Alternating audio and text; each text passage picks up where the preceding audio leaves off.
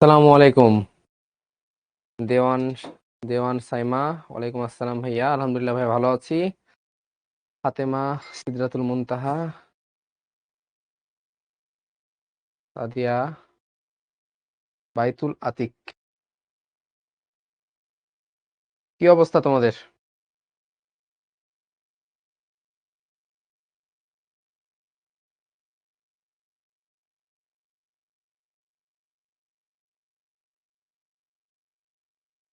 আজকে আমি ভালোই বিধ্বস্ত। এই যে তোমাদের ক্লাস নিতে আসলাম, তার আগে আমার ল্যাব ছিল, এক্সাম ছিল। ঠিক আছে, সকালবেলা উঠে ল্যাব রিপোর্ট জমা দেওয়া ছিল, অনেক কাজ। কাজ শেষ করেই আবার বাইক নিয়ে আসছি। এসেই ক্লাসে, ঠিক আছে। তো তোমাদের পরে আবার আরেকটা ক্লাস আছে, জৈব যৌগের ক্লাস নিতে হবে 25 পেজ।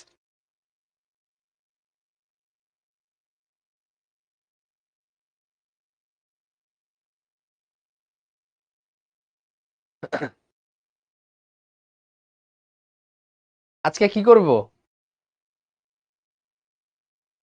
এসে একটু কমে দিবেন।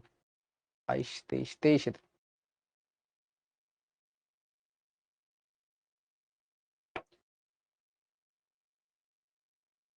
ভাইয়া, কালকের ক্লাস ঠিক মতো করতে পারি না, আজকের ক্লাস কি বুঝবো? হ্যাঁ, আজকে কি করাবো দেখো। আজকে সিকিউ সলভিং করব আমরা।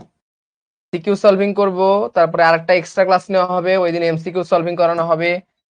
ঠিক আছে, অ্যাডভান্স প্রবলেম সলভিং করানো হবে। তো সিকিউ সলভিং করব আজকে আমরা। এবং আমরা দেখব, শান্ত বিশ্বাস লাস্টে 2 ক্লাস করো নাই। তো লাস্টে 2 ক্লাস 3 ক্লাস এগুলো ম্যাটার না।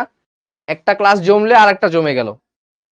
তুমি লাস্ট 2 ক্লাস করো নাই, 2 ক্লাস করো নাই, এখন এটাও করলা না, তাহলে এটাও বাদ চলে গেল। তাহলে তোমার ডিউ কয়টা পড়ে গেল?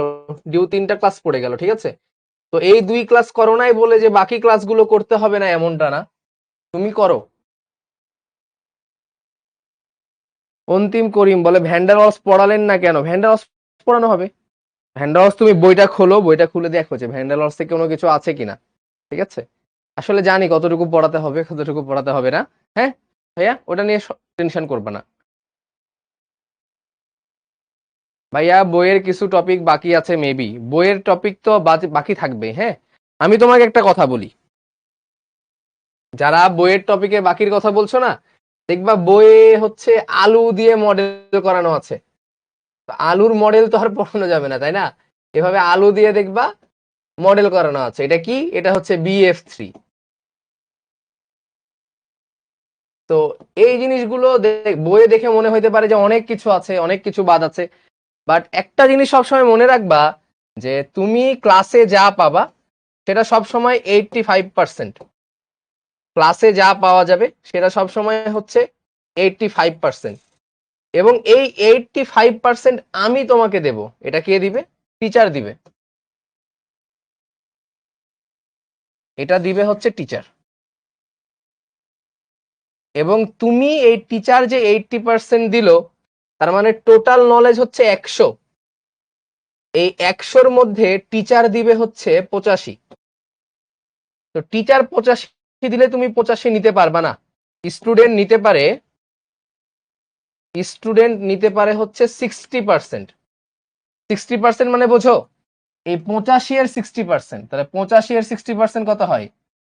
85 ইন্টু 0.6, 48, 5 6 30, 51। তার মানে আমি দিব 100-র মধ্যে 85, আর তুমি নিতে পারবা 85-র মধ্যে 51। তার মানে তোমার নলেজের ঘাটতি এখনো কত আছে? এখনো 49। এই পরিমাণ ঘাটতি তোমার থেকে যাবে অলওয়েজ। তো তোমাকে যেটা করতে হবে, তোমাকে নিজে নিজে পড়তে হবে, সেলফ স্টাডি। আমি কোনো বানানো কথা বলবো না, আমি কোনো ছলচতুরির কথাও বলবো না, আমি কোনো বানোয়াট কথাও বলবো না।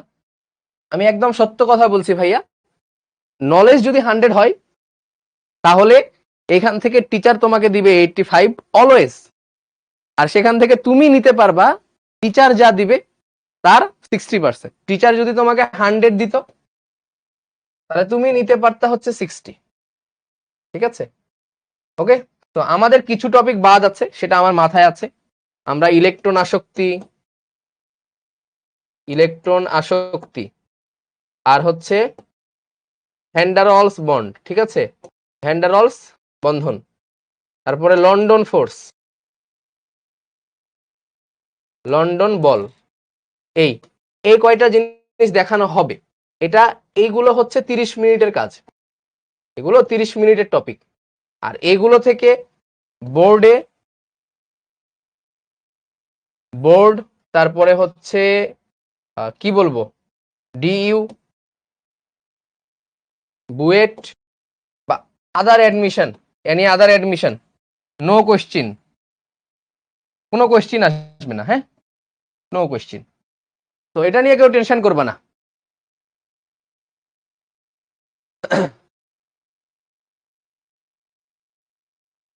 আচ্ছা চলো দেখি আজকে আমরা কি কি করব। আজকে আমরা সিকিউ সলভিং করব। তো তোমরা একটু খাতা কলম আর আগের দিনের নোট খাতাগুলো নিয়ে বসবা, আগের দিনের নোট খাতাগুলো নিয়ে বসবা, ঠিক আছে, যাতে তুমি আগের দিনের খাতাগুলো দিয়ে কাজ চালাতে পারো। চলো দেখি। আচ্ছা দেখো এই কোশ্চিনটা দেখো, সৃজনশীল প্রশ্ন, এটা ঢাকা বোর্ড 2023, এটা ঢাকা বোর্ড 2023-এ আসছে একটা প্রশ্ন।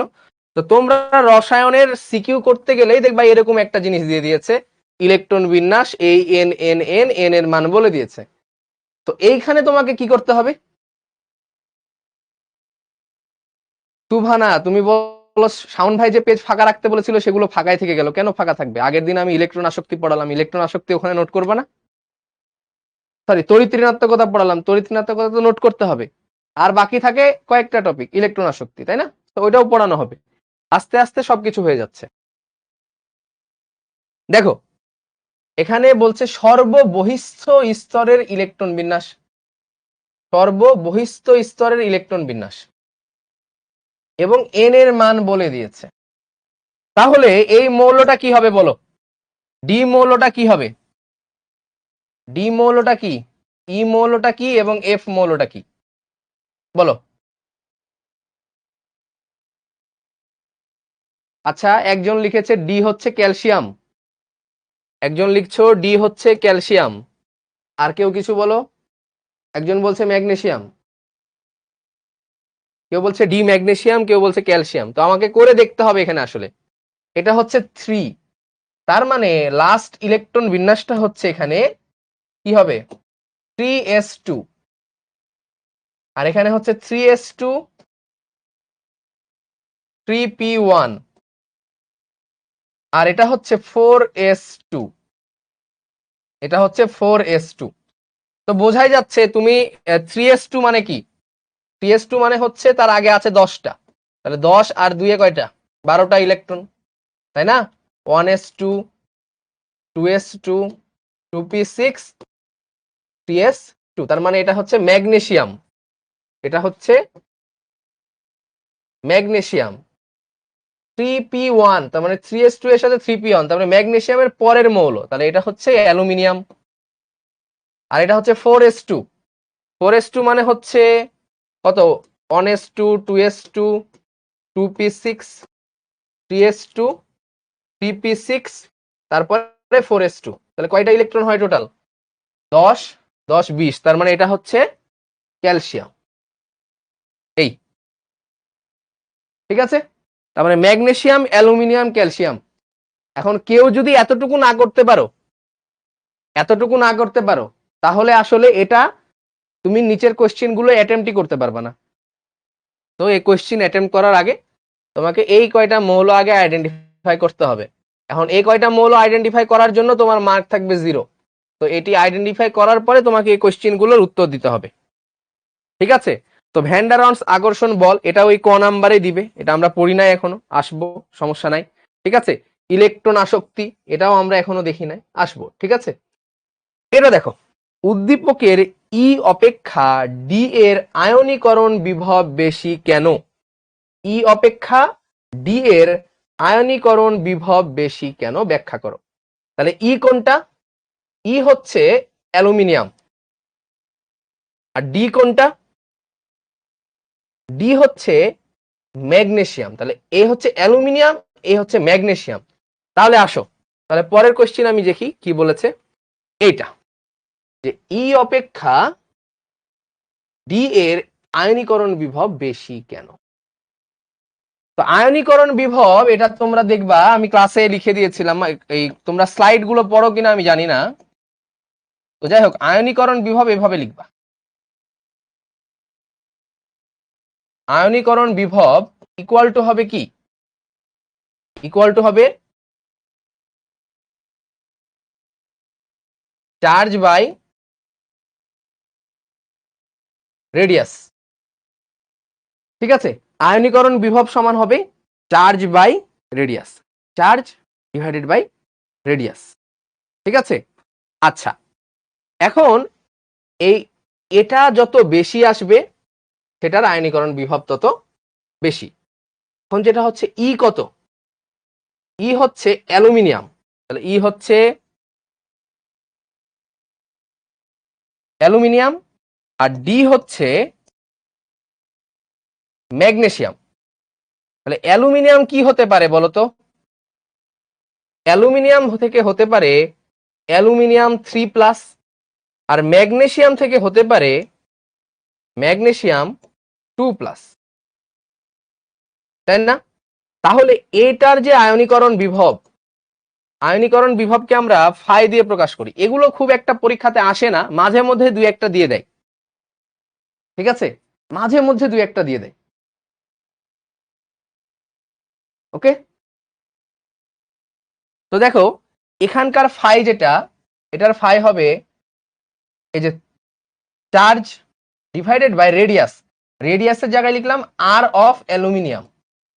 ওকে, আর এটা হচ্ছে ফাই অফ অ্যালুমিনিয়াম।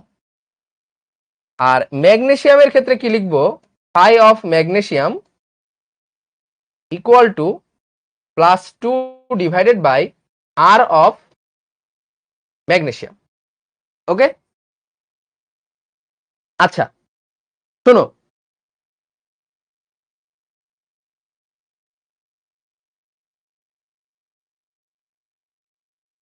আঞ্জুমান বলছে যে এভাবে এলোমেলো ভাবে না পড়ায় একবারে সব পড়ায় শেষ করলে ভালো হইতো। আসলে আমি বুঝলাম না যে তোমার কাছে কোনটা এলোমেলো মনে হইলো। ঠিক আছে, আহ এলোমেলো আর গোছানোর মধ্যে যে ডিফারেন্সটা, এটা আসলে বোঝার মতো ক্যাপাবিলিটি একটা এইচএসসি মানে ফার্স্ট ইয়ার স্টুডেন্টের হয় না। ঠিক আছে, মানে আমি হাম্বল ভাবে তোমাকে বলছি যে তুমি যেটা বলছো যে এলোমেলো ভাবে পড়ানো, মানে এই এলোমেলো ভাবে পড়ানো কোনটা আর গুছানো ভাবে পড়ানো কোনটা, মানে এইটা বোঝার ক্যাপাবিলিটি এখনো তোমার হয় নাই। তুমি বই দেখো, হ্যাঁ, বই যদি পড়ো তাহলে দেখবা যে বই সব এলোমেলো, তো তোমাদের কাছে বইটা এলোমেলো মনে হয়। ঠিক আছে, বই এলোমেলো মনে হয় বলেই কিন্তু তোমরা টিচারের কাছে পড়ো। তো এই যে তোমরা যে দুইটার কম্বিনেশন সব সময় করতে চাও, হ্যাঁ, মানে এটা কিন্তু খুব একটা হয় না। ঠিক আছে, যাই হোক, আচ্ছা থাক, এটা তাহলে আমরা বাদ দেই, এটা পরে আসি। ঠিক আছে, এটা পরে আসি, চলো আমরা পরের কোশ্চিনে যাই। ঠিক আছে, আমরা পরের কোশ্চিনে যাই, যখন ওইটা তোমাদের একটু সমস্যা মনে হয়েছে তাহলে ওইটা আমি টপিক পড়াবো নি, তারপরে ওইটাতে আসবো। ঠিক আছে, চলো এটা করো, ওইটা বাদ দাও।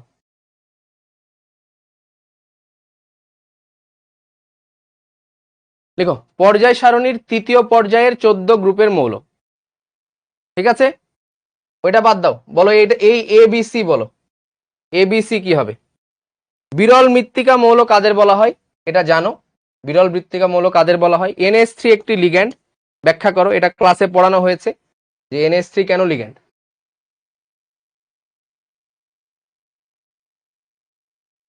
বলো এ বি সি কি হবে এখানে, বলো এ কি, বি কি, সি কি? দেখো 1s2 2s2 2p6 3s1, তার মানে এটা হচ্ছে সোডিয়াম। তারপরে 1s2 2s2 2p6 3s2, এটা হচ্ছে ম্যাগনেসিয়াম, এটা হচ্ছে অ্যালুমিনিয়াম।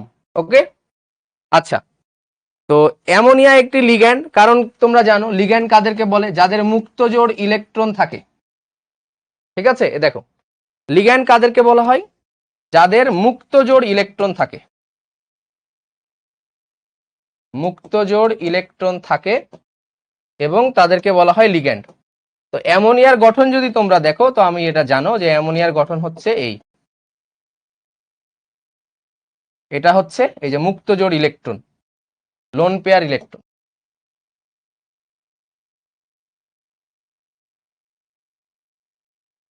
ঠিক আছে, তো লোন পেয়ার ইলেকট্রন মানে কি? লোন পেয়ার ইলেকট্রন মানেই সেটা হচ্ছে লিগ্যান্ড। যেমন তোমাকে এটা না বলে এটাও বলতে পারতো যে H2O, এটাও কিন্তু একটা লিগ্যান্ড।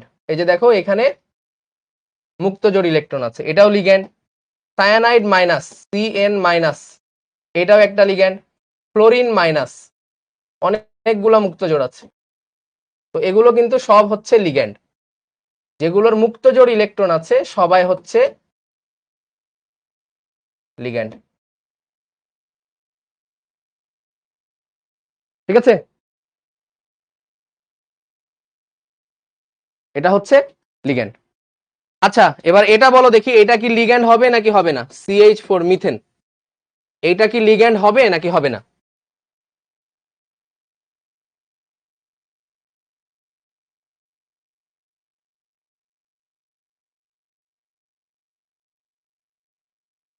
সুভানা বলে NH3 তো সন্নিবেশ বন্ধনে মুক্ত জোড় ইলেকট্রন দান করে না। কেন করবে না? মুক্ত জোড় ইলেকট্রন আছে, কেন দান করবে না? ওই যে H প্লাস, ক্লাস তোমরা রেগুলার করো না, এই যে H প্লাস এইখানে মুক্ত জোড় ইলেকট্রন দান করে, দেন তৈরি করে কি NH4 প্লাস। এটা লিগ্যান্ড নাকি লিগ্যান্ড না? এটা লিগ্যান্ড না। কারণ কি? Not ligand, not a ligand. কারণ কারণ হচ্ছে মুক্ত জোড় ইলেকট্রন নেই।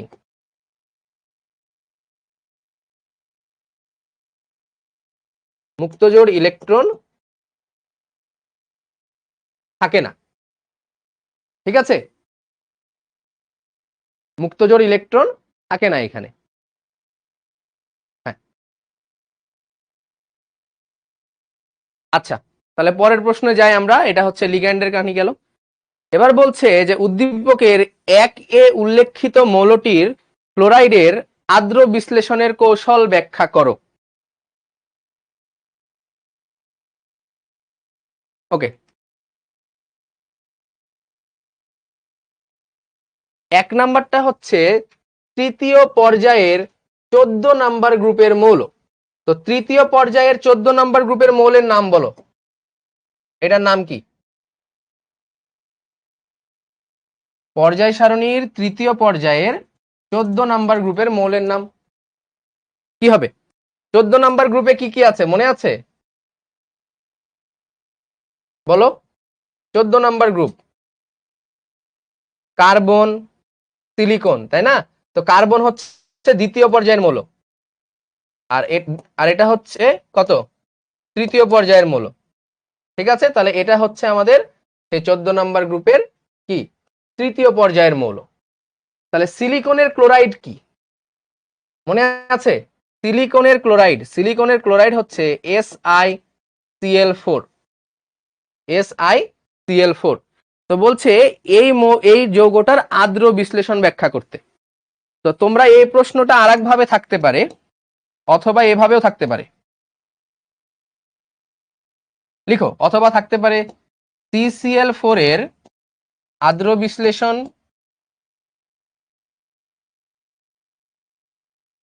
বিশ্লেষণ সম্ভব না হলেও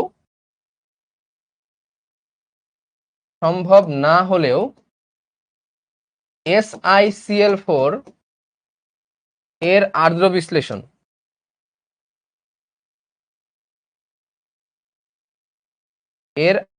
বিশ্লেষণ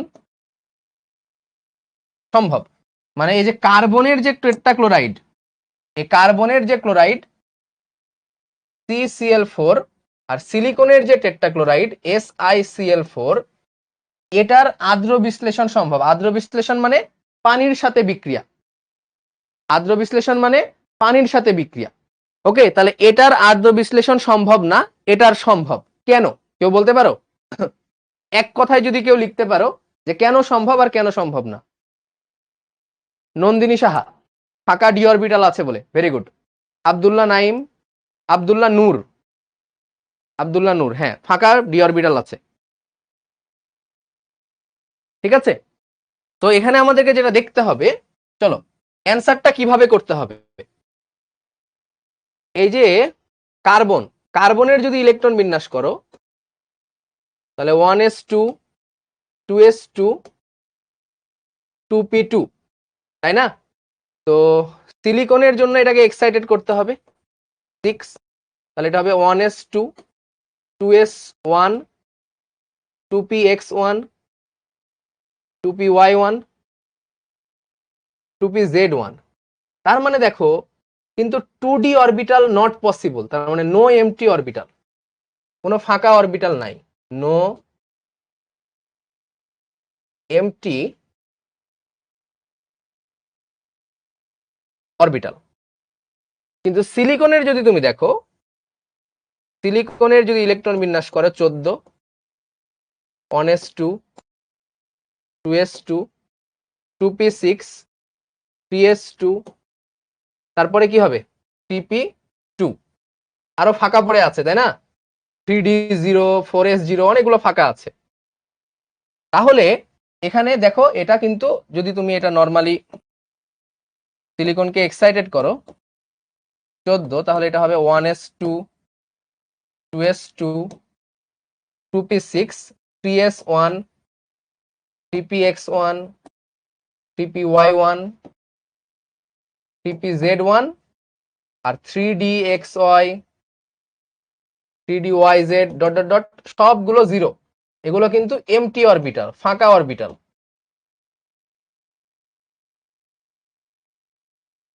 তো এই ফাঁকা অরবিটাল থাকায় কি হয়, ফাঁকা অরবিটাল থাকায় কি সমস্যা হয়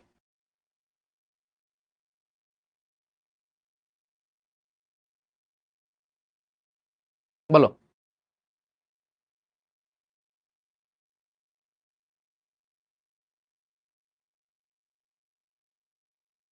এই যে এই ফাঁকা অরবিটাল গুলো কি করবে, পানির সাথে সন্নিবেশ বন্ধন, পানির সাথে সন্নিবেশ বন্ধন করবে।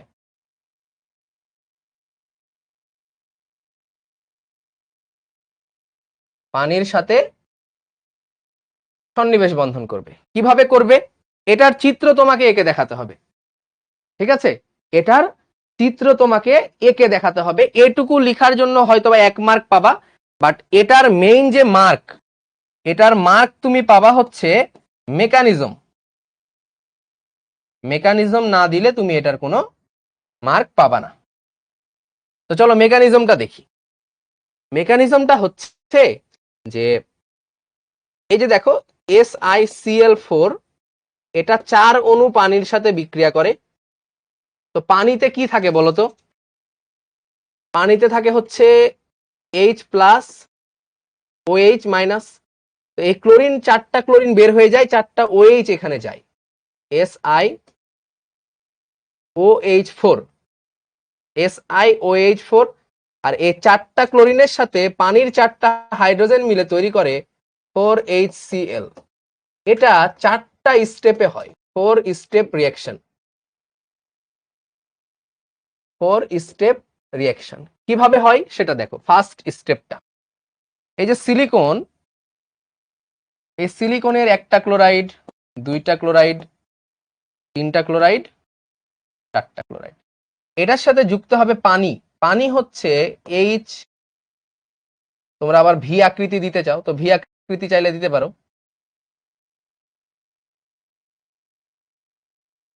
HOH, ঠিক আছে? তাহলে এখানে কি হয়, অক্সিজেনের 2টা থাকে মুক্ত জোড় ইলেকট্রন। এখানে কি হয় বলতো, এইখানে যেটা হয় এই যে HCl এখান থেকে বের হয়ে যায়, এবং এই যে মুক্ত জোড় ইলেকট্রন দেখতে পাচ্ছ, এই মুক্ত জোড় ইলেকট্রন যে অ্যাটাক করে হচ্ছে এই যে সিলিকনের ফাঁকা অরবিটালে, সিলিকনের ফাঁকা অরবিটালে এটা যে হচ্ছে অ্যাটাক করে। দেন এটাকে বলা হয় অস্থায়ী, অস্থায়ী মধ্যক, বা বলা হয় ইন্টারমিডিয়েট, ইন্টারমিডিয়েট কমপ্লেক্স।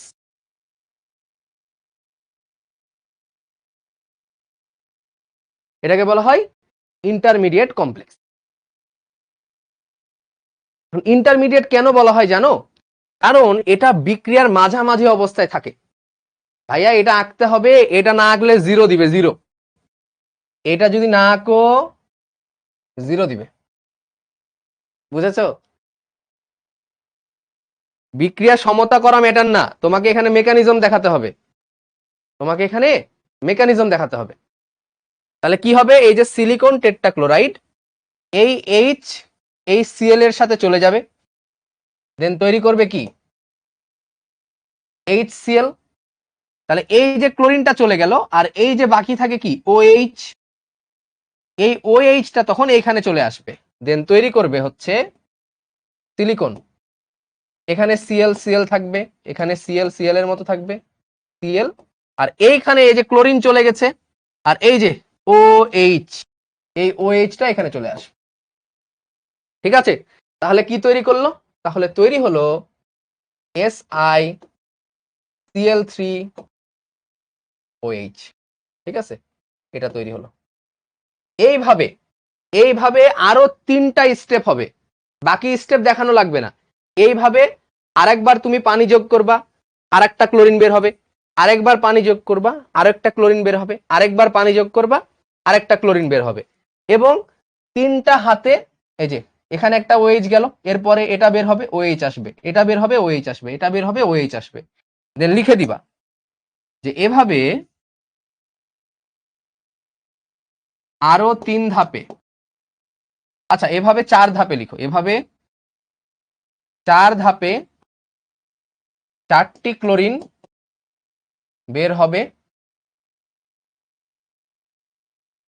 এবং 4টি OH যুক্ত হয়ে SiOH4 তৈরি করে। কি বললাম, 4 বার পানি দিবা, হ্যাঁ একটা দেখালেই হবে, একটা দেখাইলেই হবে, বা 4টা দেখানো লাগবে না। এক্সামে কি বক্স করে দেখাবো? হ্যাঁ বক্স করে দেখাবা। এই চিত্রটা আমি যেভাবে আঁকিয়েছি এভাবে আঁকাতে হবে,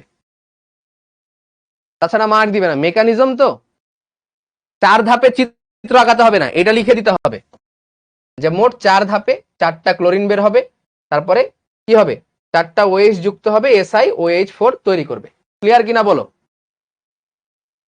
ক্লিয়ার হয়েছে? এই তোমরা এগুলো আগে পড়ায় আসো নাই, এই জিনিসগুলো তো পড়ানো হয়েছে, শাওন ভাই পড়িয়েছে।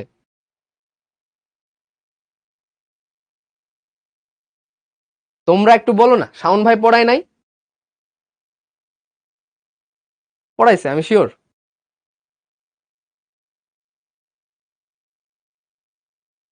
এই কোশ্চিন 100% পড়াইছে। হ্যাঁ এই তো পড়িয়েছে, সবাই বলছে পড়াইছে। তোমরা ক্লাস করো না রেগুলার, এটা একটা বড় সমস্যা। ক্লাস করো না, 3 দিন দেখা যাচ্ছে 3টা ক্লাস হয়ে যায়, তোমরা কেউ জানো না। হুট করে এসে দেখো এ কি পড়াইতেছে স্যার, স্যার মনে হয় তাহলে বই অনুযায়ী পড়াচ্ছে না, স্যার মনে হয় ফাঁকি দিচ্ছে, স্যার মনে হয় এটা পড়াইতেছে না। যেমন আগের ক্লাসে একটা ছেলে এসে কয়েকজন বলে আমাকে, বেশ কয়েকজন, যে স্যার ফাজানের নীতি পড়ানো হয় নাই। সেই কবে ফাজানের নীতি পড়ায় আসছি?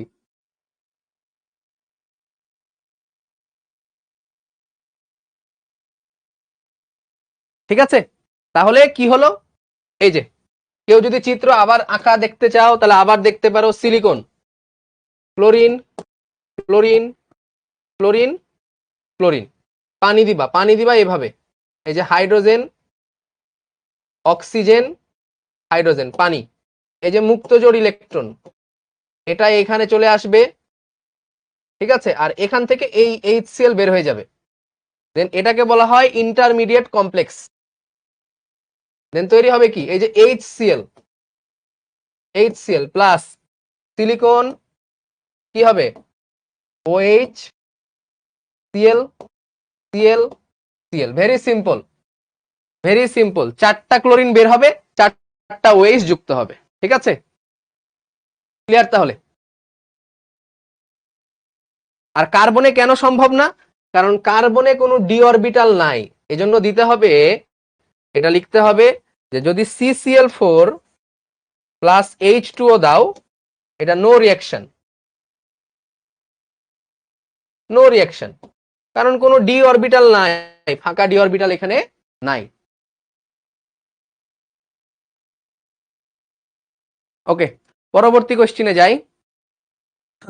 এই যে গলনাঙ্কের কারণ, গলনাঙ্কের ক্রম, বলো কোন নীতিতে হবে এটা? এটা না পারলে মায়ের হবে ভাই। গলনাঙ্কের ক্রম কোন নীতি দিয়ে হবে বলো? যারা রেগুলার ক্লাস করেছো তারা বলতে পারার কথা। গলনাঙ্কের ক্রম কোন নীতি দিয়ে হবে?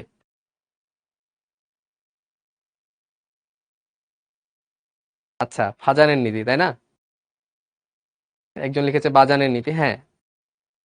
তড়িৎ ঋণাত্মকতা লিখেছে একজন। এই তুমি একটু টিভি থেকে বের হয়ে এখানে আসো, এই টিভির মধ্য দিয়ে বের হয়ে একটু এখানে আসো, যে তড়িৎ ঋণাত্মকতা বলছো ওরে আমি একটু মারি। হ্যাঁ,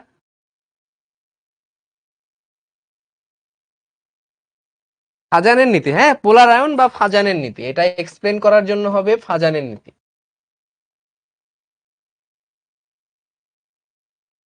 ফাজানের নীতি, যেটাকে আমরা পোলার আয়নের নীতি বলি, ঠিক আছে?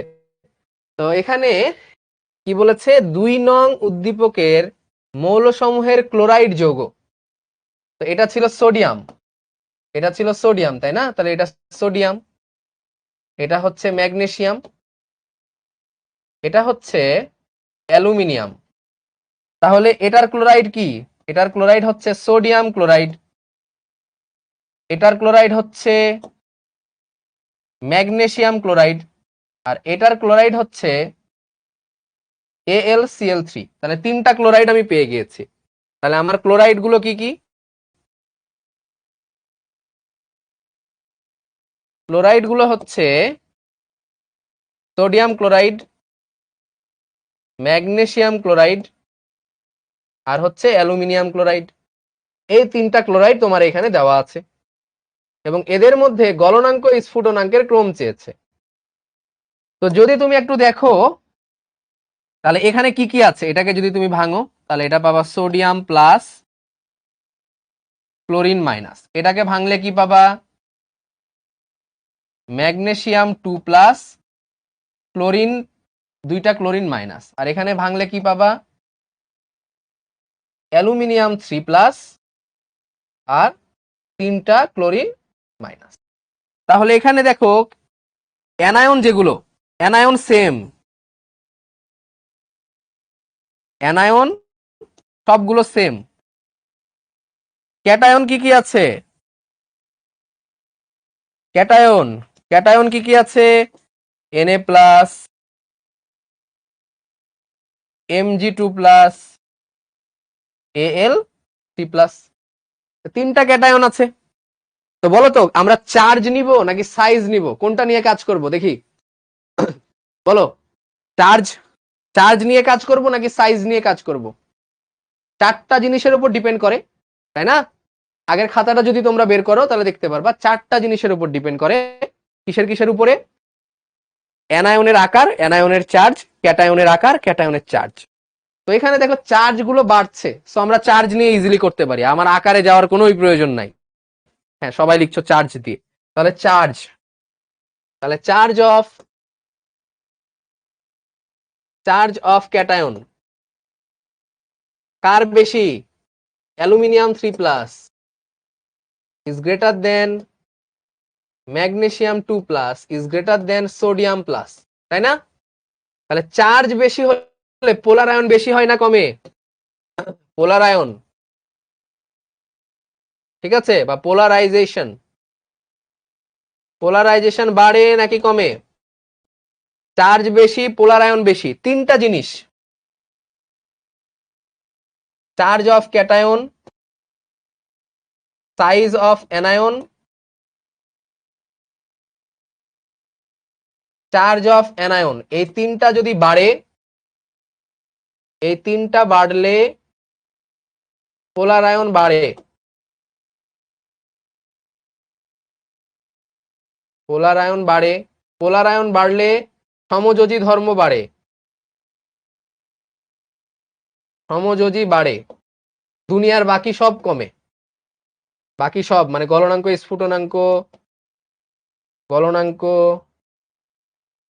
স্ফুটনাঙ্ক কমে। ঠিক আছে, এই তিনটা যদি বাড়ে, charge of cation, size of anion, charge of anion, এগুলো বাড়লে কি হয়? পোলার আয়ন বাড়ে, সমযোজী বাড়ে, গলনাঙ্ক স্ফুটনাঙ্ক। তাহলে পোলারাইজেশন কার বেশি? Aluminium 3+ is greater than magnesium 2+, is greater than sodium plus. তাহলে সমযোজী কোভ্যালেন্ট ক্যারেক্টার কার বেশি? এটারই বেশি, অ্যালুমিনিয়াম 3+, ম্যাগনেসিয়াম 2+, সোডিয়াম প্লাস। তাহলে কি হবে? তাহলে গলনাঙ্ক স্ফুটনাঙ্ক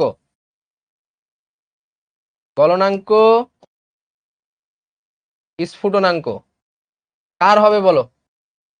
গলনাঙ্ক স্ফুটনাঙ্ক এটা হবে AlCl3, এটার সব থেকে কম হবে, উল্টা হবে, কম, তারপরে MgCl2, তারপরে সোডিয়াম ক্লোরাইড। ঠিক আছে, তো যারা ফাজানের নীতি পড়ে আসছো এরা তোমরা পারবা। এই তিনটা বাড়লে পোলার আয়ন বাড়ে, সমযোজী ধর্ম বাড়ে, গলনাঙ্ক, স্ফুটনাঙ্ক, দ্রাব্যতা, পরিবাহিতা সবকিছু কমে। অ্যাপেলে শিখো অ্যাপ ডাউনলোড করা যায় কিনা? না, যায় না। এখানে তাপ সহতাও দিতে পারো। হ্যাঁ, এই যে এই কোশ্চেনটা তোমরা পেরে যাবা। লাস্ট কোশ্চেনে যে এইখানের এই কোশ্চেনটা দেখো যে DCO3 এবং FeCO3 এর মধ্যে কোনটি অধিক তাপে বিয়োজিত হয়? তো এইখানে আরেকটা কথা লিখে নাও, গলনাঙ্ক স্ফুটনাঙ্ক কমে, দ্রাব্যতা, পরিবাহিতা, তাপ সহনীয়তা সব কমে। তাহলে তোমরা ওই কোশ্চেনটাও পারবা। ঠিক আছে,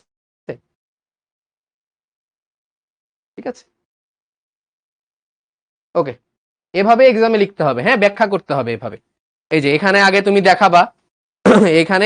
তুমি দেখাবা যে ক্লোরাইড গুলো কি কি, চার্জ গুলো কি কি, তারপরে দেখবা যে অ্যানায়ন যেহেতু সেম, তাহলে ক্যাটায়নে আসতে হবে। কারণ কি? কারণ ফাজানের নীতি অনুযায়ী এইগুলো যদি বাড়ে, লিখবা এটা বাড়লে পোলার আয়ন বাড়ে, সমযোজী ধর্ম বাড়ে, গলনাঙ্ক সব লিখবা, দেন তুমি এভাবে দিবা। ঠিক আছে, এটা লিখলে 4-এ 4 দিবে। ঠিক আছে, সেম ভাবে লিখতে পারো। প্রশ্ন নাম্বার 3, হুন্ডের নীতি লিখো। তো হুন্ডের নীতি তোমরা পড়ে আসছো, ক খ এখানে আর পড়ানোর কিছু নাই, হুন্ডের নীতি পড়ে আসছো। রাসায়নিক সাম্য অবস্থার গতিশীলতা, এটা 4th চ্যাপ্টার, এটা এই চ্যাপ্টারের না, এটা হচ্ছে 4th চ্যাপ্টার। ওকে, আয়নীকরণ বিভব। তো আয়নীকরণ বিভব নিয়ে যেহেতু তোমাদের একটু সমস্যা হচ্ছে, তাহলে এটা রাখো। ঘ নাম্বারে আসো, উদ্দীপকে ক্যাটায়ন সমূহের দ্বারা সৃষ্ট ক্লোরাইডের সমযোজী। চলো এটাতে আসি। উদ্দীপকের ক্যাটায়ন সমূহ দ্বারা সৃষ্ট ক্লোরাইড লবণের সমযোজী বৈশিষ্ট্যের ক্রম কোন নীতি দিয়ে হবে? বলো, কোন নীতি দিয়ে হবে?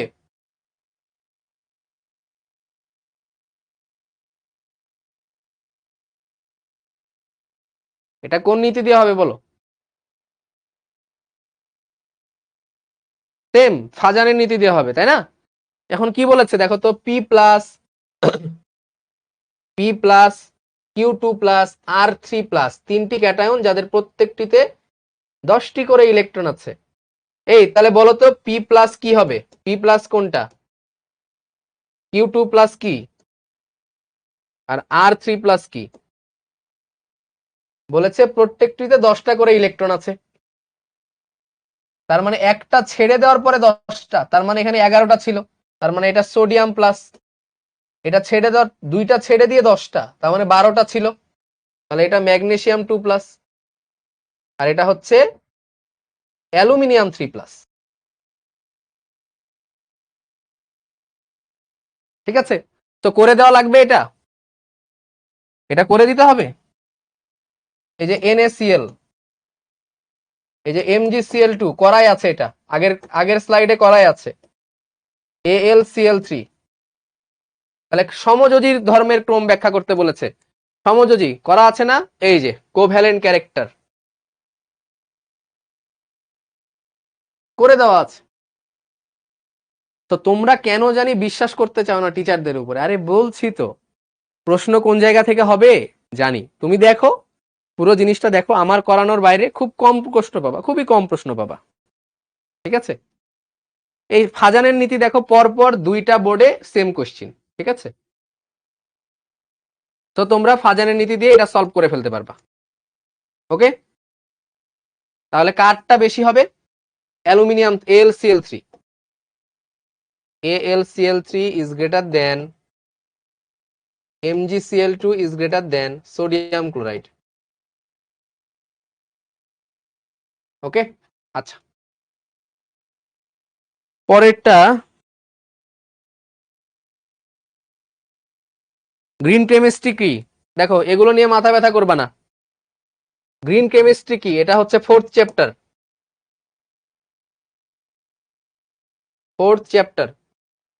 এটা বাদ। কক্ষ তাপমাত্রায় পানি তরল H2S গ্যাস, এটা কেউ পারে না? কে কে পারে না হাত তুলো।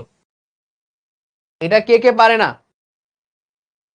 সাফিন মল্লিক, হ্যাঁ তোমার কমেন্ট ইগনোর করা হয় নাই, বলো এটা কে কে, এটা কি তুমি পারো নাকি পারো না? হ্যাঁ, নিয়ামুল হাসান বলে পারি না। যে যে পারে না সে আগের ক্লাস করে নাই, ঠিক আছে। এটা টাটকা পড়ানো, লাস্ট ক্লাসে পড়ানো। পানিতে বলে দিয়েছি যে যদি কোনো জিনিস গ্যাস হয়, পানিতে আছে হাইড্রোজেন বন্ড, পানিতে আছে হাইড্রোজেন বন্ড।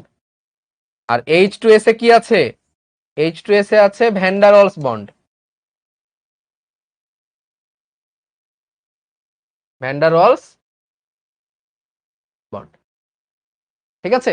হাইড্রোজেন বন্ধন থাকলে অনেকগুলো একসাথে যুক্ত হতে পারে, তাই না?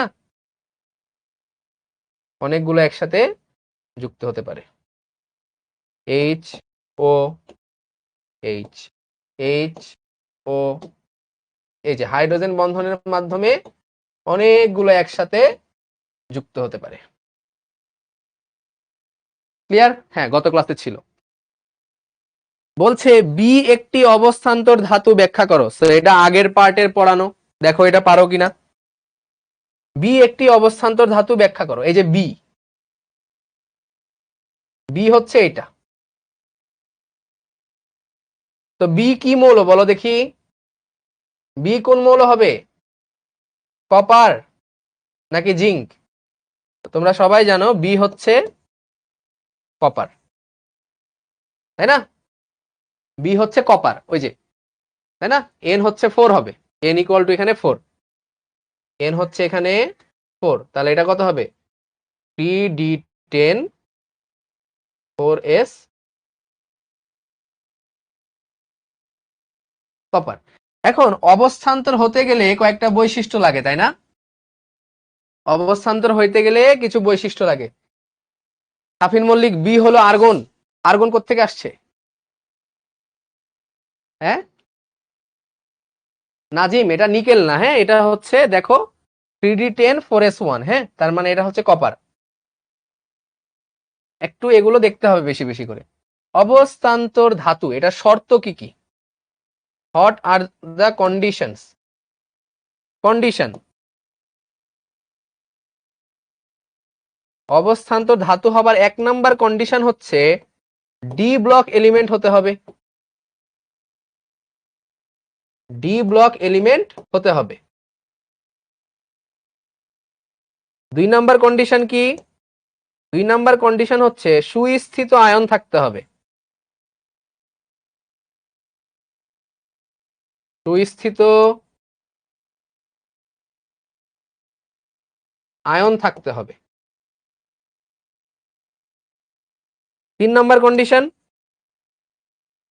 3 নাম্বার কন্ডিশন হচ্ছে আয়নের ইলেকট্রন বিন্যাসে, আয়নের ইলেকট্রন বিন্যাসে ডি অরবিটাল আংশিক পূর্ণ থাকতে হবে।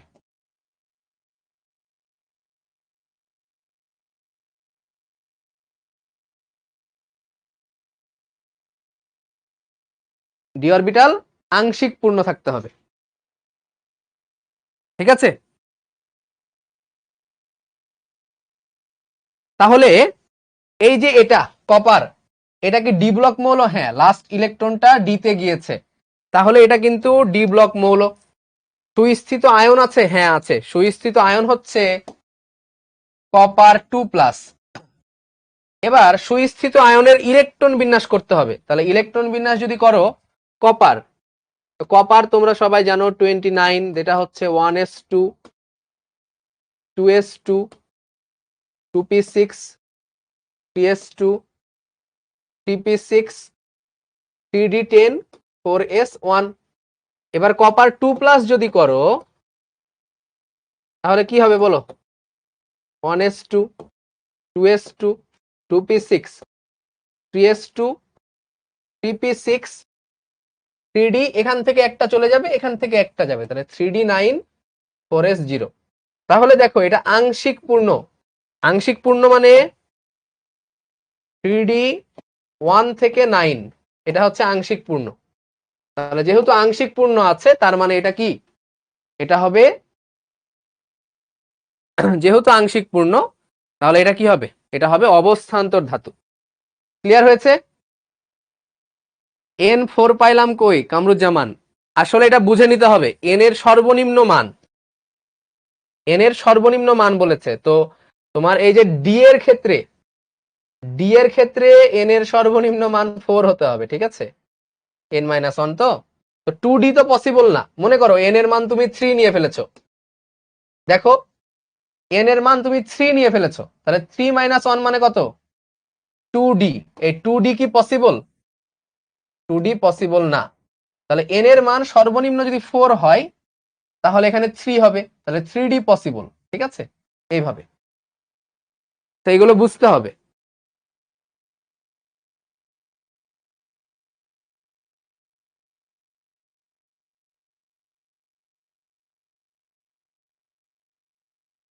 ওকে, তাহলে এটা পেরে যাবা। বলছে ACN6 3- আর ACN6 4- আয়ন দ্বয়ের কোনটি ডায়াম্যাগনেটিক বিশ্লেষণ করো। ইম্পর্টেন্ট কোয়েশ্চেন, অনেক ইম্পর্টেন্ট একটা কোয়েশ্চেন।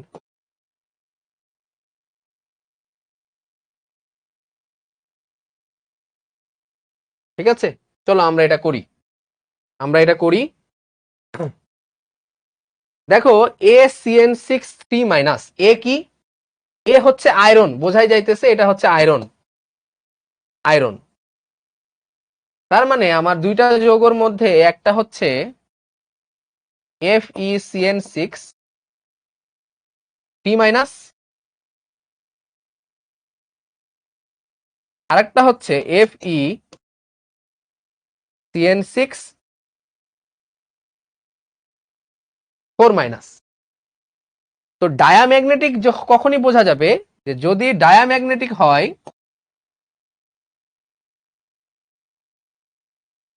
ডায়াম্যাগনেটিক মানে হচ্ছে no unpair electron, no unpaired electron, এটা হচ্ছে শর্ত। মানে কোনো বিজোড় ইলেকট্রন থাকতে পারবে না, তাহলেই সেটা হতে পারবে ডায়াম্যাগনেটিক। তো আমাদেরকে দেখতে হবে এই যৌগে কোনো বিজোড় ইলেকট্রন আছে কিনা, এই যৌগে কোনো বিজোড় ইলেকট্রন আছে কিনা। যদি বিজোড় ইলেকট্রন না থাকে তাহলে হবে ডায়াম্যাগনেটিক, আর যদি থাকে তাহলে হবে কি? প্যারাম্যাগনেটিক। সো এটা দেখাইতে হবে। ওবায়দুল কাদের বলে পারবো বস পারবো, এই তো গুড, ঠিক আছে। তাও করে দে একটু, ঠিক আছে, অনেকেই পারবে না তো, সো করে দে এটা। দেখো প্রথম যৌগতে আসো, FeCN6, FeCN6 3-, তাহলে আয়রনের জারণ মান ধরতে হবে x, ঠিক আছে, প্লাস সায়ানাইড মাইনাস, তাহলে -1 ইন্টু কয়টা সায়ানাইড আছে? 6টা, ইকুয়াল -3। আয়রনের x, সায়ানাইডের -1, 6টা দিয়ে গুণ দিলাম, ইকুয়াল ওভারঅল -3। তাহলে এখান থেকে কত আসে এক্স মাইনাস 6 ইকুয়াল -3, তাহলে আসে এক্স ইকুয়াল +3। তার মানে Fe3+, তাহলে Fe3+ এর ইলেকট্রন বিন্যাস যদি করো 26, তো আগে আয়রনেরটা করো, তারপরে Fe3+ করো। আয়রন 26 এটা হবে 1s2 2s2 2p6 3s2 3p6 3d6 4s2, এটা হচ্ছে আয়রন। তাহলে আয়রন 3+,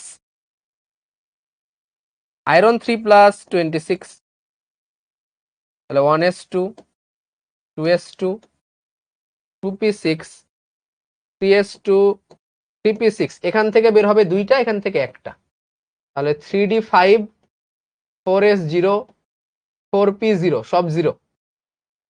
এবার যদি দেখো তো 3d তে কয়টা ইলেকট্রন আছে? 3d তে ইলেকট্রন কয়টা আছে বলো? 5টা। 4s এ কয়টা ইলেকট্রন আছে? 0। 4p তে কয়টা ইলেকট্রন আছে? 0। তাহলে 5টা, 1 2 3 4 5, এটা হচ্ছে 3d 4s 4p। ওকে, তাহলে এবার কি হবে বলো? কি হবে? এই যে লিগ্যান্ডের কারণে বিকর্ষণ হবে। এই সায়ানাইড মাইনাস, এটা কি স্ট্রং লিগ্যান্ড নাকি উইক লিগ্যান্ড? এটা কিন্তু স্ট্রং লিগ্যান্ড।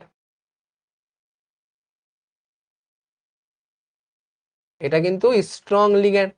তাহলে এই স্ট্রং লিগ্যান্ডের প্রভাবে যেটা হবে, এই স্ট্রং লিগ্যান্ডের প্রভাবে যে জিনিসটা হবে সেটা হচ্ছে, দেখবা এটা যদি আমি এখানে করি, স্ট্রং লিগ্যান্ডের প্রভাবে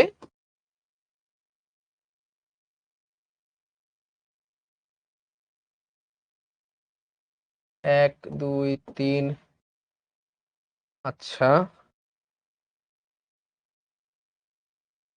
5 2 3, এই সবগুলো জোড় হয়ে যাবে। তাহলে এই 5টা মিলে কয়টা জোড় হওয়া পসিবল? 1 2 3 4, কিন্তু একটা বিজোড় থেকে যায়, আর বাকিগুলো কি হবে? সায়ানাইড মাইনাস ঢুকে যাবে। কয়টা সায়ানাইড মাইনাস? 6 জায়গায়।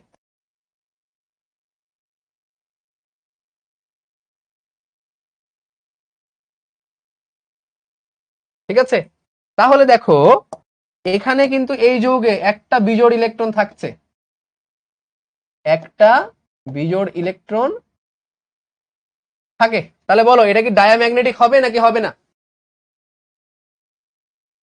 এটা কি ডায়াম্যাগনেটিক হবে নাকি হবে না? হ্যাঁ, আব্দুল্লাহ বলে ফেরোম্যাগনেটিক। তো এটা প্যারাম্যাগনেটিক হতে পারে বা ফেরোম্যাগনেটিক হতে পারে, ডায়াম্যাগনেটিক হবে না। ঠিক আছে, হ্যাঁ হবে না। ওকে, কিন্তু তুমি যদি পরেরটা করো, যেমন পরের যৌগটা হচ্ছে কি ACN6 4-, মানে FeCN6 4-। তো তুমি যদি করো FeCN6 4-, তাহলে এখানে x প্লাস -1 × 6 ইকুয়াল -4, তাহলে এখান থেকে পাবা x ইকুয়াল +2। তার মানে Fe2+ এর যদি তুমি ইলেকট্রন বিন্যাস করো 26, তাহলে তুমি পাবা 1s2 2s2 2p6 3s2 3p6 3d6 4s0 4p0। 3d কত পাচ্ছ? 6। 3d6, তাহলে এখানে যদি তুমি দেখো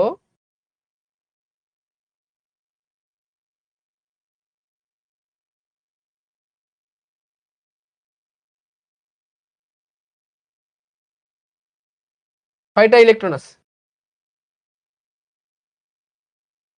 কয়টা? তাহলে 1 2 3 4 5 6, এগুলো ফাঁকা। তাহলে লিগ্যান্ডের বিকর্ষণের পরে কি হবে বলো?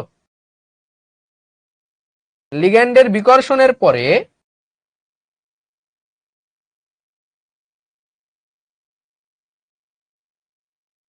এই সবগুলো জোড় হয়ে যাবে। তাহলে 6টা ইলেকট্রন মিলে কয় জোড় হবে? 3 জোড় হবে। 1 2 3 4 5 6। আর বাকিগুলোতে কি হবে? বাকিগুলোতে লিগ্যান্ড ঢুকে যাবে, তাই না? লিগ্যান্ড।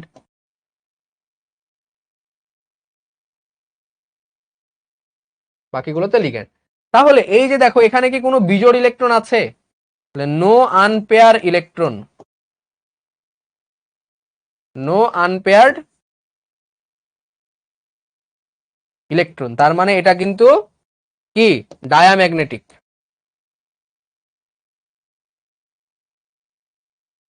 এটা কিন্তু ডায়াম্যাগনেটিক।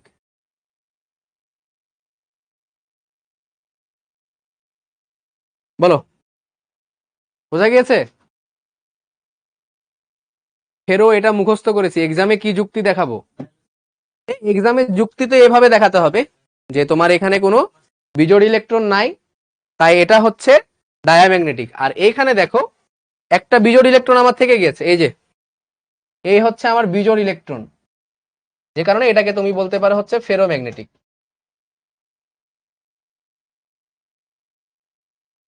ঠিক আছে, ক্লিয়ার তাহলে এটা? তার মানে Fe2+ হচ্ছে কি, এই যৌগটা হচ্ছে, ক্লিয়ার কিনা?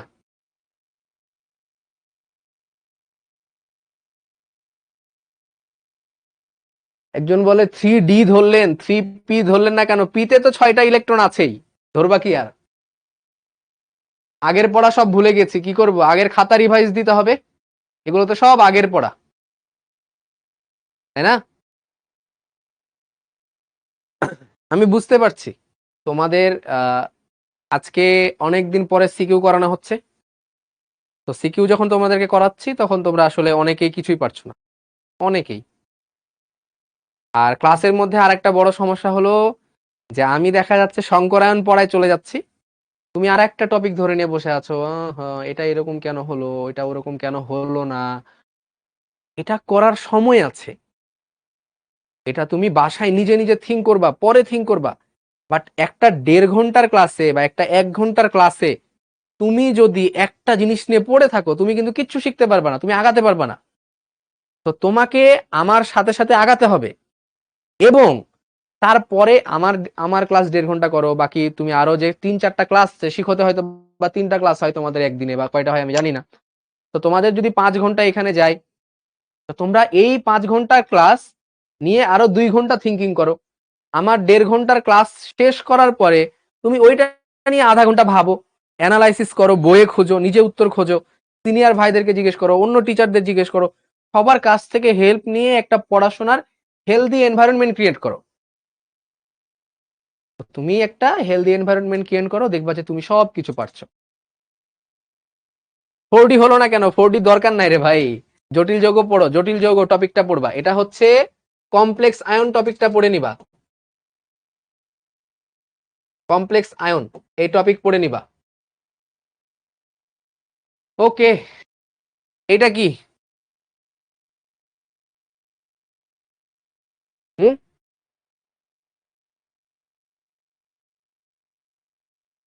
আয়োডিনের ভৌত অবস্থা কঠিন হয় কেন? তারপরে বলছে উদ্দীপকের এ যৌগ অপেক্ষা বি যৌগের গলনাঙ্ক বেশি।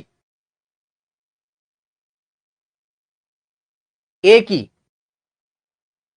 এ এবং বি যথাক্রমে তৃতীয় ও চতুর্থ পর্যায়ের ক্ষার ধাতুর নাইট্রেট। তাহলে তৃতীয় ও চতুর্থ পর্যায় কোনটা? First, second, third, fourth. ক্ষার ধাতু মানে গ্রুপ 1, ক্ষার ধাতু গ্রুপ 1, এগুলো সিম্পল ডিটেলস। তোমাকে বলা হচ্ছে ক্ষার ধাতুর নাইট্রেট, এখন তুমি বুঝলা যে গ্রুপ 1, গ্রুপ 1-এর। ঠিক আছে, আমি বলে দিচ্ছি, চিত্র না বোঝা গেলে আমি প্রশ্ন বলে দিচ্ছি। তাহলে ক্ষার ধাতুর নাইট্রেট, তাহলে গ্রুপ 3-এ কে আছে? হেলিনা, তাহলে সোডিয়াম নাইট্রেট NaNO3, আর আরেকটা হচ্ছে পটাশিয়াম নাইট্রেট KNO3, এই দুইটা নাইট্রেট।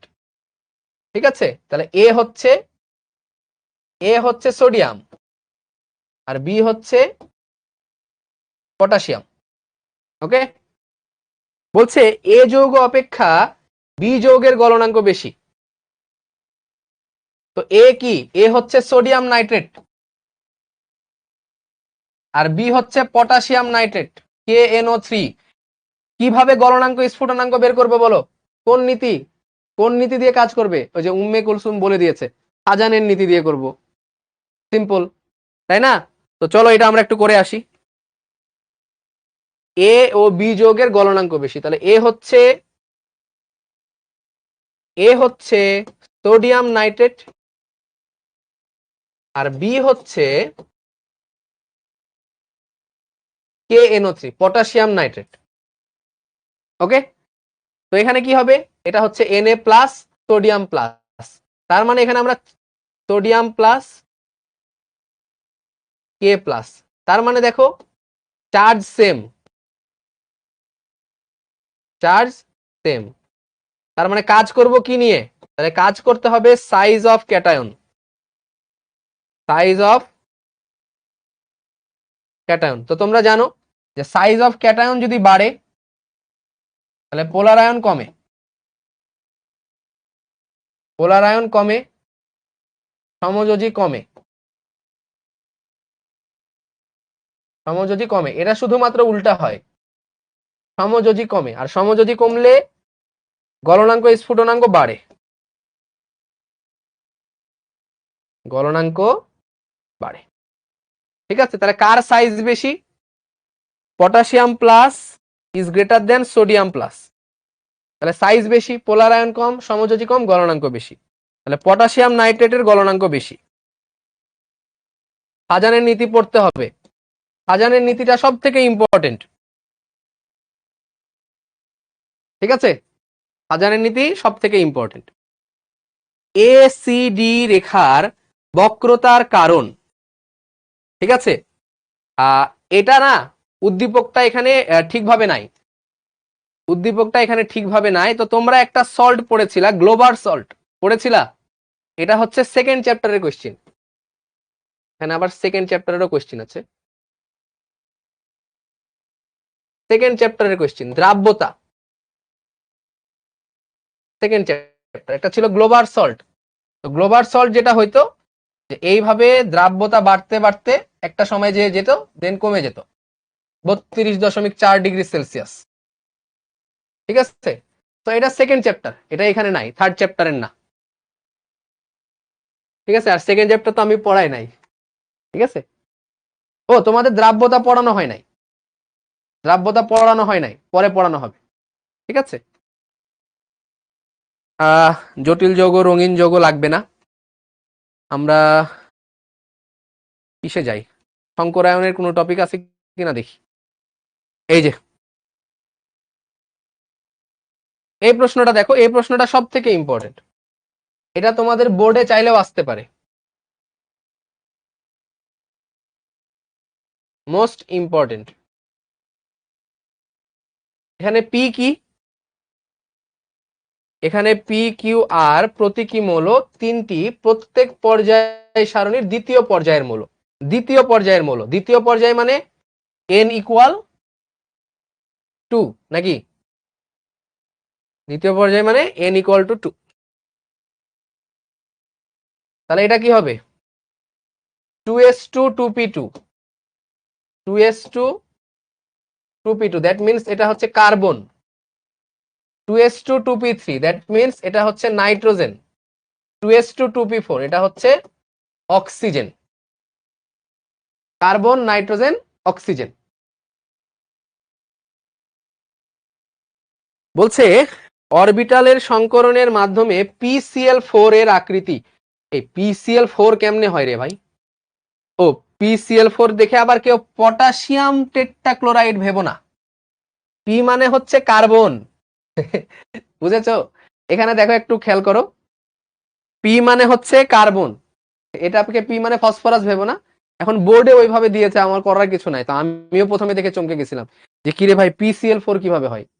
PCl4 হয় না, এই যে পি মানে হচ্ছে কার্বন, তার মানে এটা হচ্ছে CCl4। তাহলে চলো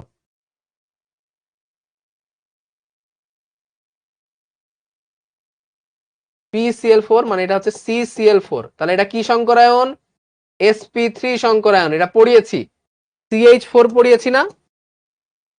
সেম CH4 CCl4 সেম জিনিস, sp3 সংকরায়ন, বন্ধন কোণ 109.5 ডিগ্রি। এটা বইয়ে এভাবে দেওয়া থাকতে পারে, 109 ডিগ্রি 28 মিনিট, 109 ডিগ্রি 28 মিনিট,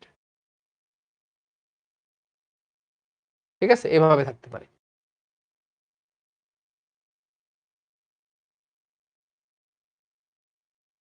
আর আকৃতি হবে চতুস্তলকীয়, তাই না? তো এগুলো পড়ানো আছে। এখন দেখবা সব সংকরায়ন থেকে তুমি কমন পাবা।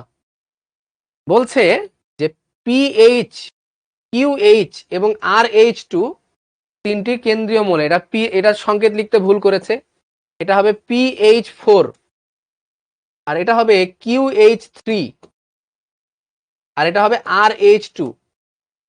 তো PH3 হচ্ছে CH4, এখানে sp3 সংকরায়ন আছে, বন্ধন কোণ 109.5 ডিগ্রি। QH3 এটা হচ্ছে NH3, এখানেও sp3 সংকরায়ন আছে, বন্ধন কোণ হচ্ছে 107 ডিগ্রি। তারপরে হচ্ছে RH2, that is H2O, H2O, এই যে H2R মানে হচ্ছে অক্সিজেন, তাহলে এখানেও আছে sp3, এখানে কত ডিগ্রি? 104.5 ডিগ্রি। তো কেন এটা হয় পড়ানো হয়েছে না? কেন এটা হয় পড়ানো হয়েছে?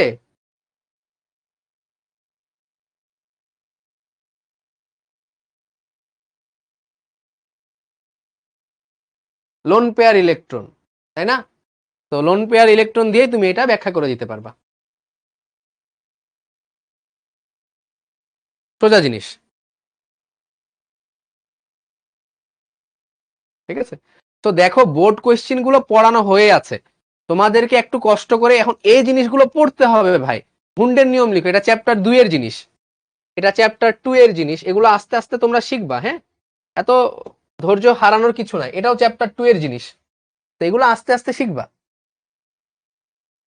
ভাইয়া সব যৌগের কি সংকরায়ন? হ্যাঁ হ্যাঁ, সব যৌগেরই সংকরায়ন হয়, সংকরায়ন ছাড়া কিন্তু জৈব মানে যৌগ গঠন হবে না। এই যে এই প্রশ্নটা দেখো, n equal to 2, তাহলে কি হবে? 2s2 2p3, তাহলে এটা কি? তাহলে 2s2 2p3, তাহলে এটা হচ্ছে নাইট্রোজেন। 3s2 3p3, তাহলে এটা ফসফরাস।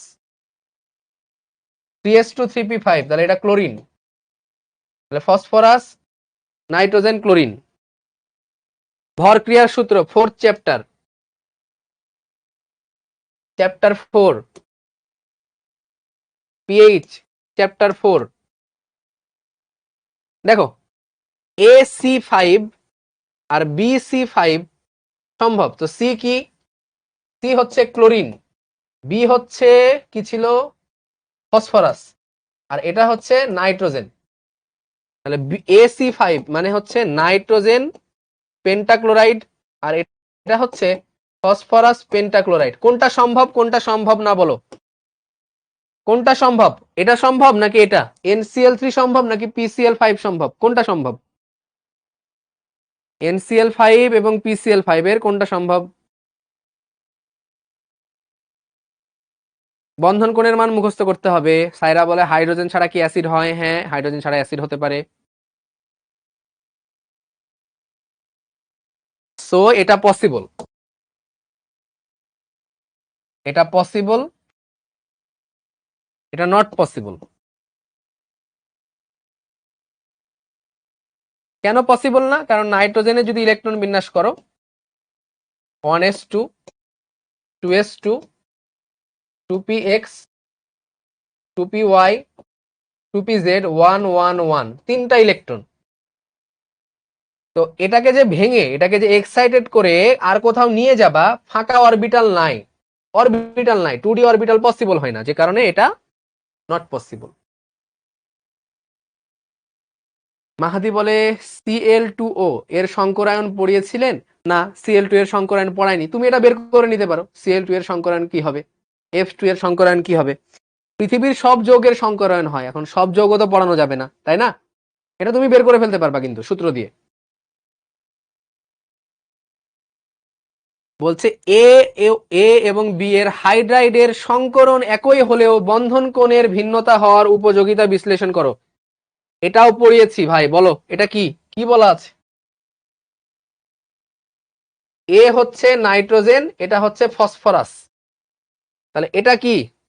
এ হচ্ছে নাইট্রোজেন, তাহলে NH3, আর বি হচ্ছে ফসফরাস মানে PH3। ওই যে এখানে ইলেকট্রোনেগেটিভিটির কনসেপ্ট আসবে, তড়িৎ ঋণাত্মকতার কনসেপ্ট আসবে। অ্যামোনিয়াতে হয় 107 ডিগ্রি, ঠিক আছে, আর এখানে বন্ধন কোণ কমে যাবে, এখানে বন্ধন কোণ কমে যাবে, কমে যেয়ে কত হবে বলো, পড়ানো আছে, ঠিক আছে। এটা এটা করাইনি, বাট এটা কিন্তু ছিল, বন্ধন কোণ চার্ট দেওয়া ছিল, ঠিক আছে, আর বলে দিয়েছিলাম তড়িৎ ঋণাত্মকতার কথা। তো সি ক্লাস লেকচার,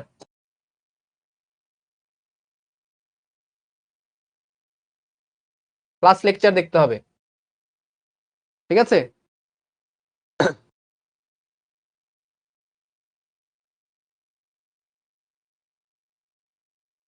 এখানে দেখো, এই যে দেখো NH2NP3, তার মানে নাইট্রোজেন, NH2NP4, তাহলে এটা oxygen, NH2NP2 carbon, nitrogen oxygen carbon. বলছে AH3 এর আকৃতির সংকরায়ন, AH3 মানে NH3 এর সংকরণ পারবা না? অবশ্যই পারবা। EH4H2B এর স্ফুটনাঙ্কের ভিন্নতার কারণ, চলো দেখি। তাহলে AH3, তার মানে এটা হচ্ছে NH3 এর সংকরায়ন, পড়ানো হয়েছে, ঠিক আছে, সংকরায়ন পড়ানো হয়েছে। তারপরে চলো EH4BH2, EH4 মানে হচ্ছে এটা হচ্ছে কার্বন, তাহলে এটা হচ্ছে CH4, BH2, BH2 হচ্ছে তার মানে হচ্ছে H2O। স্ফুটনাঙ্কের ভিন্নতার কারণ কি দিয়ে ব্যাখ্যা করবা বলতো? ফাজানের নীতি, ফাজানের নীতি এখানে আর কাজে লাগবে না। দেখি কে বলতে পারে কি দিয়ে ব্যাখ্যা করা যাবে। একটু বুদ্ধি খাটাও, একটু বুদ্ধি খাটাও, পড়ানো হয়েছে। আহ ইসাম মাহমুদ, হ্যাঁ সঠিক উত্তর দিয়েছে। তারপরে আরো কয়েকজন, হ্যাঁ সঠিক উত্তর দিচ্ছ। শ্রাবন্তী হালদার,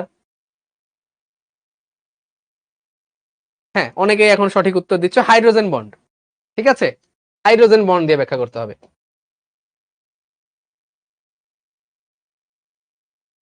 কারণ এটা তো আয়নিক যৌগ না। সমাজ তুমি প্লাস মাইনাস করতে পারবা না এখানে, ঠিক আছে, প্লাস মাইনাস ভাঙতে পারছো না সহজে, তাহলে এখানে হাইড্রোজেন বন্ধন আছে, hydrogen bond, hydrogen bond possible, এখানে হাইড্রোজেন বন্ড নট পসিবল।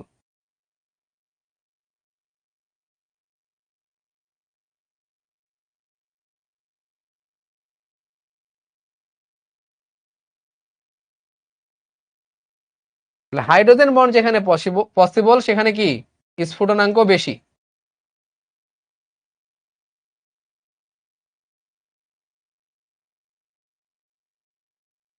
ঠিক আছে। ভাইয়া বইয়ের সবগুলো যোগের সংকরায়ন বন্ধন কোণ চিত্র মুখস্থ করতে হবে, হ্যাঁ তোমার চ্যাপ্টার 3-তে যতগুলো দেওয়া আছে ওই চ্যাপ্টারে সেগুলো দিতে হবে। ভাইয়া কখন বুঝবো যে ফাজানের নীতি অনুযায়ী করতে হবে আর হাইড্রোজেন বন্ধন?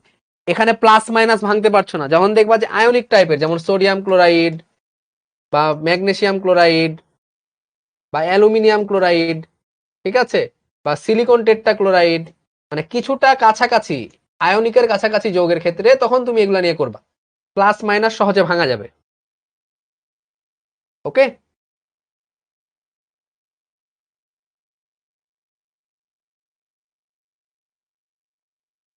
ক্রিস্টিয়ানো রোনালদো নামের আইডি থেকে লিখছে, ভাই আপনার ক্লাস করার জন্য বাংলাদেশে আসছি। থ্যাংক ইউ ভাই। মাঝে মধ্যে বাংলাদেশের হয়ে ফুটবলও খেলবেন, তাহলে বাংলাদেশের ফুটবলটা একটু জৌলুস ফিরে পাবে। এমনিতে বাংলাদেশের ফুটবলের অবস্থা খারাপ।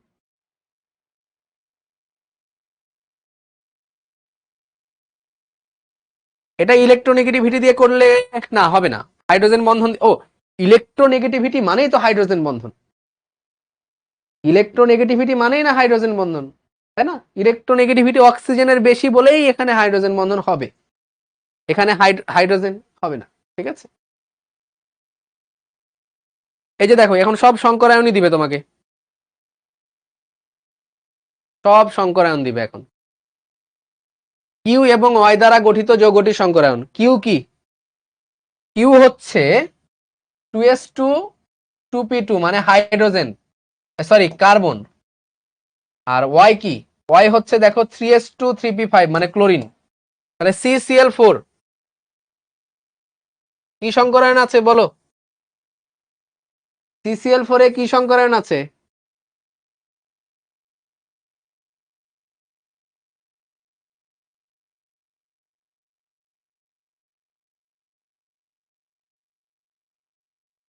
জায়েদ মোহাম্মদ বলে বোরিং লাগতেছে এখন। হ্যাঁ, বোরিং তো লাগবেই, তাই না? এখন চ্যাপ্টার শেষ হয়ে গেছে, সিকিউ সলভ করতে গেলে বোরিং লাগে। এখন এই বোরিং লাগার কাজটা ম্যাক্সিমাম স্টুডেন্ট ধরে রাখতে পারে না বলেই দেখা যাচ্ছে লাস্ট পর্যন্ত একটা ফিনিশিং হয় না। তো একটু ধৈর্য নিয়ে যদি ক্লাসটা করা যায় সিকিউ সলভিং, তাহলে দেখবা যে তোমার আর সিকিউ এ প্রবলেম হচ্ছে না। বুঝেছো? আচ্ছা, sp3, এটা হবে sp3। এগুলো পড়ায় খুব একটা মজাও নাই। যেমন আগে আমি কত সুন্দর সুন্দর চিত্র আঁকাইতাম, তাই না? এখন আমি চিত্র আঁকাতে পাচ্ছি না। এই যে এগুলো দেখো, সমযোজী বৈশিষ্ট্যের ক্রম অনুসারে সাজাও। সাজানের নীতি লাগবে, সাজানের নীতি লাগবে। 3s1 দ্যাট মিনস এটা সোডিয়াম, 3s2 ম্যাগনেসিয়াম, অ্যালুমিনিয়াম এটা ক্লোরিন। তাহলে আর ওয়াই মানে সোডিয়াম ক্লোরাইড, PY2 মানে হচ্ছে ম্যাগনেসিয়াম ক্লোরাইড, আর এটা হচ্ছে অ্যালুমিনিয়াম ক্লোরাইড, AlCl3। তাহলে এটা ফাজানের নীতি দিয়ে করে ফেলতে হবে। এটা এবার ফাজানের নীতি দিয়ে হবে। আজকে চিত্র আঁকানোর কিছু না, এই যে দেখো তোমাদেরকে জাস্ট আমি ধরাই দিচ্ছি যে কোনটা কি কিভাবে করতে হবে। এই দ্যাটস ইট। হ্যাঁ, ছুটি দিয়ে দিব। এই একই শেষ।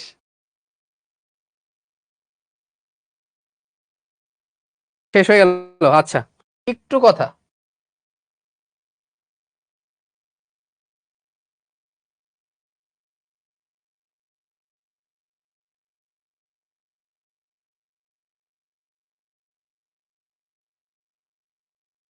বোর্ডে কি লিখেছি? বোর্ডে লিখেছি ধৈর্য। ঠিক আছে, এই ধৈর্যটা হচ্ছে, একটু বলি 5 মিনিট। তোমাদের সবার বাসায় বাবা আছে, তাই না? সবর বা ধৈর্য যেটাই বলো। তো তোমরা এই ধৈর্যর জিনিসটার শিক্ষা নিতে পারো বাবা আর মার থেকে। এই যে তোমরা কিছুক্ষণ ক্লাস করেই দেখা যাচ্ছে টায়ার্ড হয়ে যাও, ভালো লাগতেছে না, ক্লাস না করি। হ্যাঁ, তো এটা এই যে ধৈর্যের অভাব।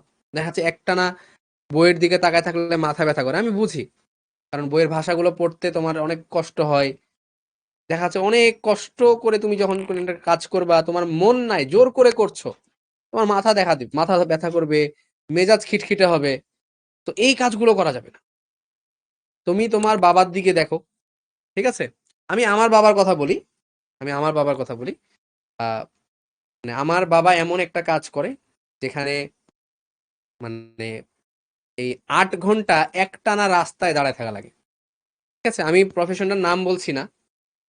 ঠিক আছে, একটানা রাস্তায় 8 ঘন্টা দাঁড়িয়ে থাকা লাগে। দাঁড়িয়ে থাকতেই হবে, কোনো উপায় নাই। ঠিক আছে, তো উনি এটা করতে হয়। ঠিক আছে, তো এই যে ধৈর্যটা, দিন শেষে যখন আবার বাসায় আসে কাজ করার পরে, তখন দেখবা যে আমাদের জন্য কিন্তু আমাদের বাবা কিছু না কিছু নিয়ে আসে। দেখবা হয় একটা চিপসের প্যাকেট নিয়ে আসে, না হয় দেখবা একটা ডাল ভাজা, মটর ভাজা, কিছু না কিছু নিয়ে আসে।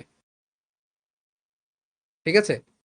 সো এই যে ৮ ঘন্টা রাস্তায় দাঁড়িয়ে থাকি কাজ করার পরে একটা খিটখিটে মেজাজ নিয়ে বাড়ি ফেরার বদলে এই যে একটা চিপসের প্যাকেট বা একটা 7 আপের বোতল বা একটা মটর ভাজা ডাল ভাজার প্যাকেট নিয়ে যে বাসায় আসে, কি পরিমাণ ধৈর্য থাকলে এটা হয়, এটা তোমরা বুঝতে পারো?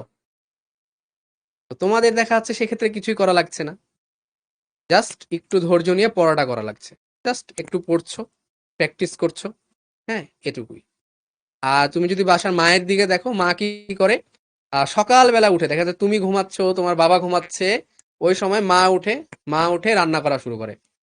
আগে হচ্ছে আমার বাবা দেখা যাচ্ছে যে ৮টার সময় কাজ থাকে, ৮টার সময় বের হয়ে যায়, সকাল ৮টায় তো দেখা যাচ্ছে ৭টার সময় খাবার রেডি করে রাখে, তারপরে আব্বু খায়, আব্বু খাওয়া দাওয়া করে বের হয়ে যায়। তারপরে দেখা যাচ্ছে আমার স্কুল থাকে বা কলেজ থাকে 8:30টায়, মানে যেটা আমি আগের কথা তাই বলছি আর কি। তো 8:30টায় আমি খেয়ে দিয়ে বের হই, তখন আমার জন্য খাবার দেয়। তারপরে আমার ছোট ভাই আছে, ছোট ভাইয়ের স্কুল দেখা যাচ্ছে 10টায়, ওকে আবার খাবার করে দেয়। আবার আসি, আবার দুপুরে খাবার রান্না করে থালা বাসন মেজে তারপর আবার বিকালে কিছু না কিছু নাস্তা বানায় দেয়, আবার রাতে বানায় দেয়, আবার উঠে সকালে। তো কি পরিমাণ ধৈর্যের কাজগুলো যে করে উনারা, এটা তোমরা মানে আসলে আহ হয়তোবা ফিল করতে পারো না। যখন ভার্সিটিতে উঠবা, বাসা থেকে দূরে চলে যাবা, হ্যাঁ, তখন আসলে বুঝতে পারবা। এই যে আমি ভার্সিটিতে থাকি, মানে এখন আসলে কিছু উপায় নাই, ওই ভার্সিটিতেই থাকা লাগে, যদি বাবা মার কথা মনেও পড়ে তাও আসলে যাওয়া যায় না বাসায়, উপায় নাই তো। এই একবার যখন মানে বাসা ছাড়া হয় তখন আসলে তুমি আর কোনোদিন বাসায় ফিরতে পারবা না। হয়তোবা অনেকেই এখন মেসে থাকো, জানি না কেউ এখানে মেসের আছো কিনা। তো যে একবার বাসা ছেড়ে বের হয়ে গিয়েছো সে আর কোনোদিন বাসায় ফিরতে পারবে না। হ্যাঁ, হয়তোবা তুমি তোমার বাসায় গেস্ট হিসেবে যাবা। মানে আমি যখন আমার বাসায় এখন যাই তখন আমার নিজেকে গেস্ট মনে হয়, যে আসছি ৪-৫ দিনের জন্য, থেকে আবার চলে যাব। আর আপ্যায়নটা ওইভাবে করা হয়, গেস্টের মতো করে করা হয়। ঠিক আছে? তো আর কি, এটাই কথা। একটু ধৈর্য নিয়ে তোমরা ক্লাস করবা। আগের ক্লাসগুলো যেমন অনেক ধৈর্য নিয়ে করেছিলা, আজকে অনেকে বোর্ড হয়ে গিয়েছো। হ্যাঁ, তো ঠিক আছে, তাহলে তোমাদের সাথে দেখা হবে কালকে। কি, ও কালকে না, আমাদের হয়তো বা রবিবারে ক্লাস আছে বা পরে আরো। ঠিক আছে, দেখা হবে, সবাই ভালো থাকো, সুস্থ থাকো। হ্যাঁ, আসসালামু আলাইকুম সবাইকে।